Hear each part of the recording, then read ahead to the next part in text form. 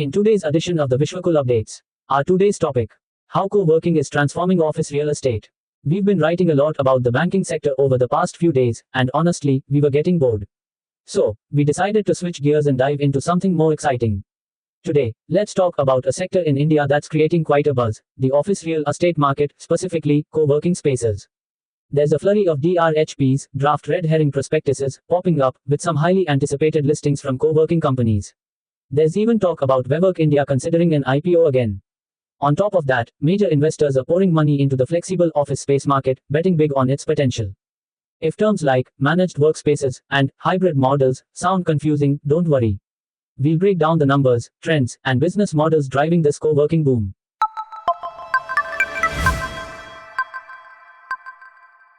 Let's start with the big picture. India's commercial real estate market, known as CRE, has been on a roll. In the top 7 or 8 cities, like Bengaluru, Mumbai, the National Capital Region, Chennai, and Hyderabad, there are about 650 to 700 million square feet of Grade A and Grade B office space available. To give some context, Grade A offices are top-tier buildings with premium facilities and modern designs. Grade B offices, while decent, usually offer slightly lower quality construction, fewer amenities, or less desirable locations. Source: SmartWorks Coworking's DRHP. That's a massive number, and there's even more on the way. About 45 to 60 million square feet are expected to be added in the next few years. So, why all the excitement? India is a global hub for IT services, banking and finance, and a fast-growing startup scene. Companies are expanding, and foreign investors like Blackstone and Brookfield are pumping in a lot of money into commercial properties. How big is this sector? Estimates suggest the total commercial real estate market is worth around $45.50 billion, growing at a steady 8 to 10% annually. That's solid growth, especially given the ups and downs we've seen in recent years. Now, let's talk about co-working. Back in 2015, co-working was more of a niche idea.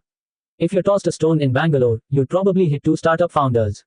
Startups and freelancers were working out of cozy cafes or small shared spaces. Fast forward to today, and co-working companies are taking over 6 to 7 million square feet of office space every year. By the first half of 2024, the total co-working footprint has grown to roughly 80 million square feet. Source: SmartWorks Coworking's DRHP. Here's a fun fact to share at your next dinner party. Co-working used to make up just 2 to 5% of India's total office leasing. Now, in some quarters, it's climbed to 12 to 15%. That's a huge jump in just a few years. Big names like WeWork, Office, Coux, and 91 Springboard are growing rapidly, often opening multiple centers across several cities at once. According to CBRE's India Office Occupier Survey 2024, the number of companies with more than 10% of their office space in flexible setups is set to rise from 42% in early 2024 to 59% by 2026. Source: IndiCoop Spaces DRHP. Why all the hype? It's all about flexibility. Companies don't want to commit to long-term leases anymore if they can avoid it. Instead, they prefer to pay for office space on a monthly or yearly basis and adjust the sizes needed.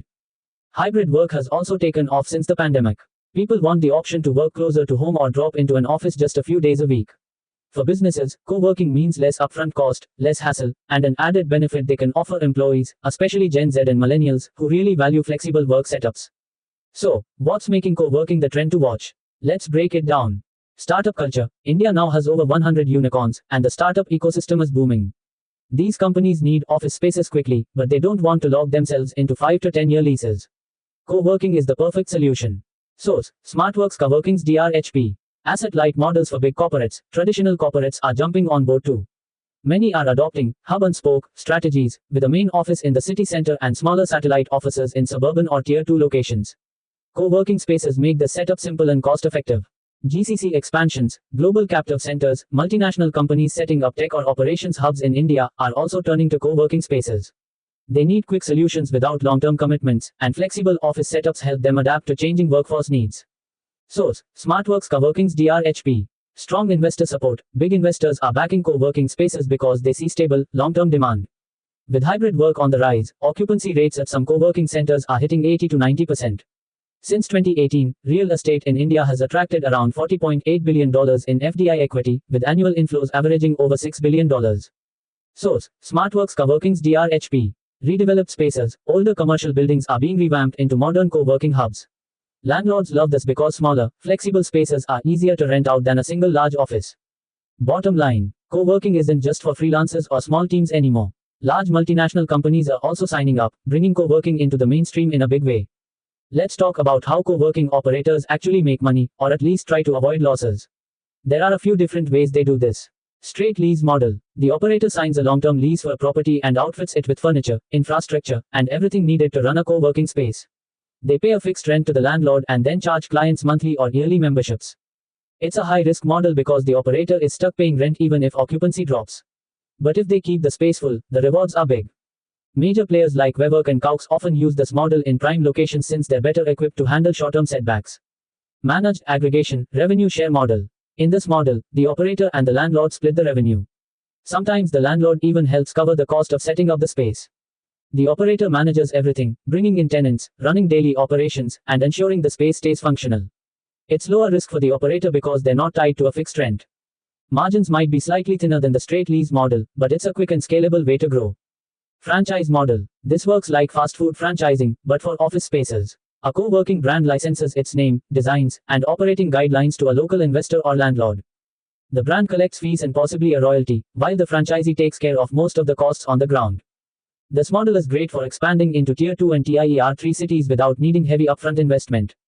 On demand, pay-per-use. This is more of a pricing strategy than a business model, but it's worth mentioning. Operators let people book space by the hour or day, perfect for freelancers or traveling professionals. If they can maintain high usage rates, the returns are fantastic. However, since footfall can be unpredictable, it's a bit of a gamble. And there you have it, India's office real estate market in a nutshell, with a spotlight on the booming co-working segment. We've looked at how big the market is, how co-working is growing rapidly, and the different ways these operators run their businesses. To sum it up, India's commercial office space is huge, with over 650 million square feet and more being added every year. Co-working has gone from a tiny share to 12 to 15% of leasing activity in some quarters, a massive leap. Flexible offices are the future. Startups, big corporates, and everyone in between are getting on board.